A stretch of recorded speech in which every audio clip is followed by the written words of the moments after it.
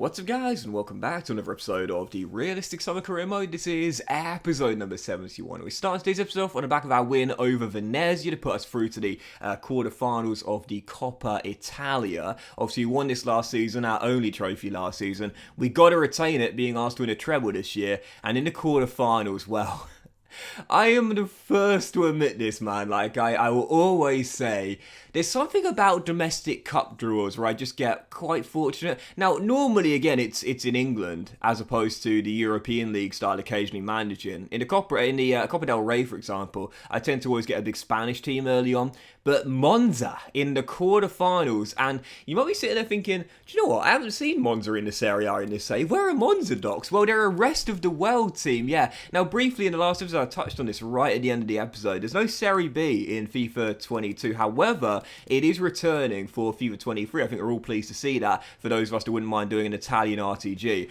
think a lot of people will choose Venezia next season, relegated from the Serie A last year. But yeah, Monza are in the rest of the world, yet they still occasionally are in the Coppa Italia.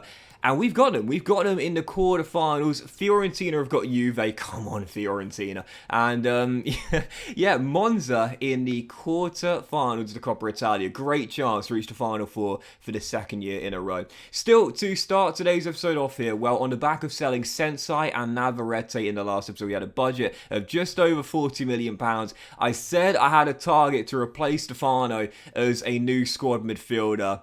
He was at Bayern Munich, he's not getting used there in Germany, and I said, come back to the Serie A, mate, and come and play for us. Yet we agreed a £40 million deal with the German Giants for David Fratesi, the former Sassuolo midfielder, one of the higher growth CMs from Italy in FIFA Career Mode this year, and he is in as our new 4/5th choice CM. So obviously Jorginho's declining quickly, he's in his mid-30s, he's had an injury, that's to be expected, we know that. Obviously we sold Sensi, he was 30 as well. And, you know, we've obviously got our starters, Thuram, Barella, Nunez as well. But I wanted someone there for the squad just in case we get a bigger injury for, again, you know, someone like Nunez or someone like Barella. Yes, we've got Ricky on the bench, and what we could do is play Ricky as the holding mid and then push Thuram up. But I wanted someone there just for emergency cover. Again, you don't normally need it in FIFA CM, but when you are competed on multiple fronts, like we are, going for the treble, having a fixed squad of quality can be really, really important. So yeah, I think I called that quite well there. You know, Sensi and Navarrete barely played for us this season whatsoever, but we've now brought in a player with real quality for the reserves. 84 rated, and he's still going to get better in his mid-20s right now as well. And for 40 mil, I think that's an absolute bargain. Still, for the first game of today's episode, great little run for Inter, and as we saw to end the last episode off, well, what a lifeline we've been handed. Spezia took points off Juve, one of the few teams to do it this season in a 2-2 draw, which meant that after our win against Udinese, we are now tied with them at the top and only separated on the head-to-head record. So following game, Atalanta away in Bergamo, and wouldn't you just know it, it's not for the first time this season we've been handed a chance to either cut the gap or leapfrog Juve, and I'm blowing it. We're 2-0 down, a youth forward Vojka had scored both goals for Atalanta, and really, had it not been for Onana and some poor finishing, I could have been 3-0 down at the break. I really did not get going in this game until right before the half-time whistle. A quick counter-attack from a corner, saw Nunez get on the end of a cutback, it's 2-1, and we're back in the game. And I thought, do you know what? We can come back from deficits. We've done it already this season. We did it in our last Serie A game. Trailing 2-1 to Udinese, we won the game 3-2. So, let's not throw in the towel. Let's get ourselves back in the game. And we did. From 2-0 down to 2-2. A goal right before and right after the half-time mark. Federico Chiesa, our top scorer, makes it 2-2. And I was feeling the bits between my teeth now. We know momentum is so OP in FIFA. Keep on attacking. I know I'm going to get that third goal. Oh, and Chiesa almost had it. 25 minutes on the clock, chips the goalkeeper, but it nestles onto the roof of the net. And it was such a frenetic final half an hour. Tied at 2-2. Atalanta frustrated, throwing away a 2-goal lead. Me doing everything I could to find the winning goal and possibly leapfrog Juventus with 16 minutes to go. Oh, Santoro down that right-hand side. Didn't slide in, jockeyed Paulo Dybala But the new Roma, man, just took the ball round him as if the kid wasn't even there. Man, oh man, oh man. That was weak defending with myself there. How on earth did I let Dybala get away from Santoro? Unbelievable. Cutback scored. It's 3-2. And there was 7 minutes to go. Goodness gracious me. Shot cannons off the crossbar and the rebound cleared off the line. It happened so quickly. You blink and you're going to miss the whole sequence of events. It's still 3-2. Then Atalanta going for the kill. We just about get the ball back to Onana and then come forward ourselves. End-to-end stuff in the final few minutes. One final chance. 2 minutes of normal time to go. Moyes down the left-hand side. Rolls it across to Nunez, who rescues a point with under 2 minutes to go. And I love these celebrations. You don't see this camera late goal celebration quite often, but when it does get shown, it looks really, really cool. It's quite a rare one to see, but it looks so cool there. Going to the corner flag as Matthias gets his second of the game and rescues a point with his brace. What a thriller, man. Absolute thriller of a game. And really, I would have been so frustrated I not won this game. I definitely had a chance, hit the woodwork. Rafael Varane clearing one off the line. Definitely deserved a win, but... sorry, definitely deserved a point, but unfortunately, when I've talked about it, it seems to always happen. As soon as Juve slip up, we slip up in the very next game.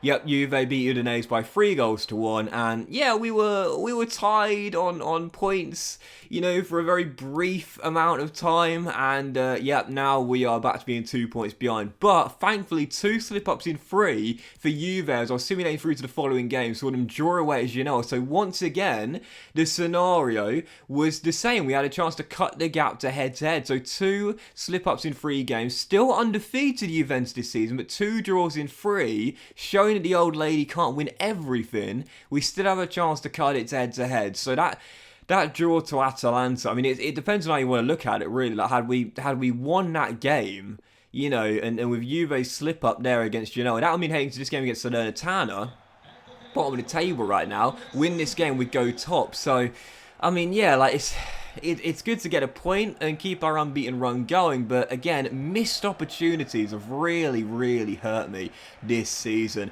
Big one there away at Atalanta, but considering how end-to-end it was, I guess I'm not going to complain. Snatching that late point right at the death there, courtesy of Nunez. What a game, though, end-to-end. You know, I mentioned before, like, this FIFA to me has been a really difficult one to play, and that's the reason I've really enjoyed it. It's really challenging, and it's great fun to play.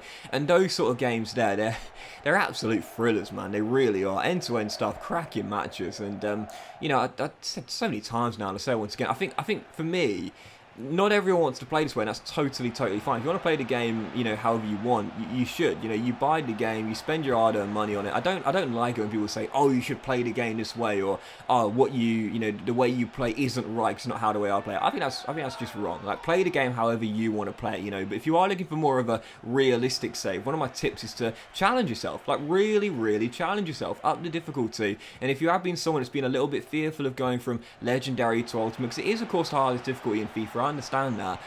I understand, I really do. I struggled massively with Ultimate when it first came into the game, but I really do think for realism and for immersion and for a good challenge, it can be frustrating at times when you'll come against a superhuman AI that you just simply cannot stop, but it can be really enjoyable as well. Even the moments where you struggle can still be really enjoyable. Even so, after that draw there, we then went to Salernitana, bottom of the table right now, and no such problems in that game here. 3-0 win, very comfortable victory here. Once again, the boys up top, Keane and Chiesa, are so good this season, and unsurprisingly, top scorer in the Serie A, a big bid here from Valencia. Didn't even give us a second's worth of thought. No. 28 years old, 90 rated, best player in the Serie A this season, top scorer, my guy. He's also top of the assist charts right now. Going nowhere. Sorry, Valencia. Massive bid, don't get me wrong, but he's worth way more than over £100 million right now. Federico Chiesa going nowhere, so... turn that bid down, blocked offers as well, going nowhere. And for our final game of today's episode, as we cut the gap on Juve to head-to-head once again, how much do you want to bet our next Serie A game ends in a draw? We take on Monza for our final game of today's episode, Cup quarter-final here against the rest of the world team, Monza, in the Coppa Italia, of course. Definitely firm favourites here at the San Siro, so a much changed side. A couple of starters out there, including Nicolo Barella, but for the most part, a really much changed side, and right from kickoff, in control. It was only a matter of time before we opened the scoring, and we did. 24 minutes in. Well, I started him just in case I needed him, and he got the opening goal too. Sorry, Valencia, but he's not going to be the king of the Mestalla. He's our main man here at the San Siro. Yep, Federico Chiesa opens the scoring, extends the goal-scoring run, makes it 1-0, and then 12 minutes after the restart, a chance to double the lead. Scamacca running through after a great through ball by Satriano. He makes it 2. And to be fair, talking to goal scorers this season, how good has this guy been for me, man? Seriously, he's my top scorer in the Champions League, Scamacca. He scored the most amount of goals for me in the group stage, and he's chipped in with a few in the Serie A, and I won in the Cup as well. 2-0 win over Monza. Easy victory there, as we expected, and we are into the Coppa Italia semi-finals for the second straight season. We've been asked to win the treble this season. We only won 1 trophy last year. We're into the last 16 in the Champions League. We've cut the gap on Juve to head-to-head at the top, but to me, as much as I'd love the treble, I'm targeting 2 trophies this year, and I think despite Juve's dominance in the Serie A this year, a domestic double is our best chance. We're into the last 4 of the Cup, and in the semi-final of the Coppa Italia, into will be taking on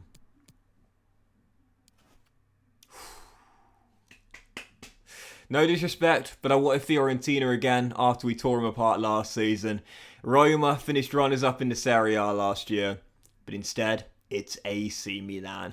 All 3 of the teams right now right next to each other in the table. Only 4 points separating the 3 teams from 5th to 7th. Yeah, any of those teams would have been tough ties, but AC Milan, a derby della Madonnina for the Cup semi-final over 2 legs. Won't need to travel far for that away leg, but AC Milan in the Cup semi-final. Bring on AC Milan. But that will end today's episode of the Realistic Summer Career, guys. Big thank you for watching. Hope you have enjoyed it. If you like, most of you all have a fantastic day, and I'll see you for the next episode of the Realistic Summer Career Mode very soon.